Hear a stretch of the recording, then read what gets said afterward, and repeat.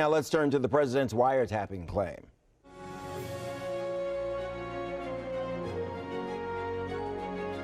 Do you know whether Trump Tower was wiretapped?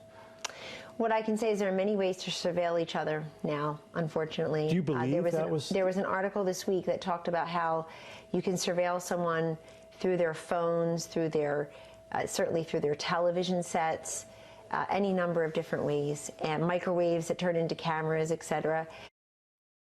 That, of course, was Kellyanne Conway speaking to the Bergen Record over the weekend. This morning, the president's senior advisor, she walked back that statement, saying she doesn't have any evidence to back up the allegations.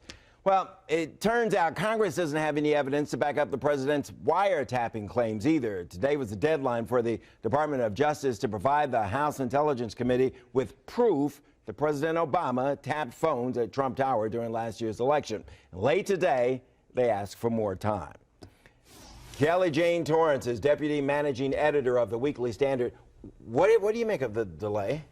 You know, Bruce, it seems to me that if there was smoke, there would be fire. And if they can't find either, then they really should just say, we can't find anything.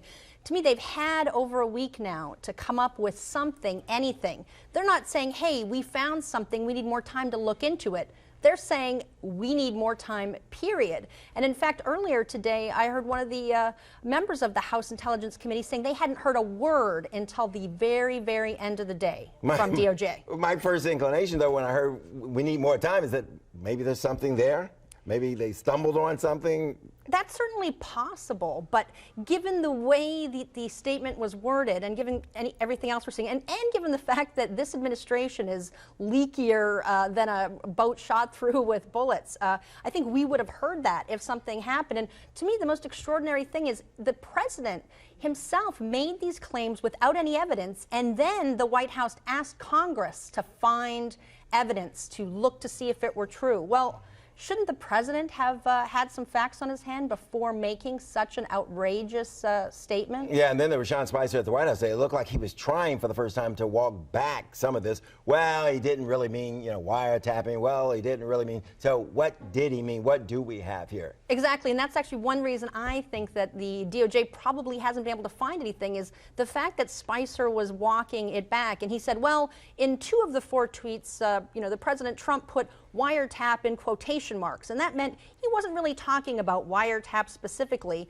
And he also said that he wasn't talking about Obama specifically. Well, if you look at one of the tweets, he said that Obama was a bad or a sick guy for wiretapping, and that to me is very personal, and that was definitely said about President Obama. So I think Spicer is not too successful in trying to tamp this down before the deadline came the president just keeps serving up, ammunition, if you will, to his adversaries. But what about people that voted for Donald Trump who would like to see him talking about jobs, would like to see him talking about some other things? He's burning a lot of capital here, is he not? I totally agree. And, I hear a lot of conservatives complaining, the media is not giving Trump a fair shake. They're not talking about any of the good things he's accomplished. And I say, well, he's not giving them a chance to. I mean, when he tweets 4 tweets at Saturday morning accusing another president of doing something that might just be illegal, and if not illegal, certainly a huge scandal, he is just asking for the media to talk more about that and not talk about jobs, the economy, all these things that he would want to talk about. And it comes right after Jeff Sessions and that whole thing. It's like he can't help himself. Like, take that.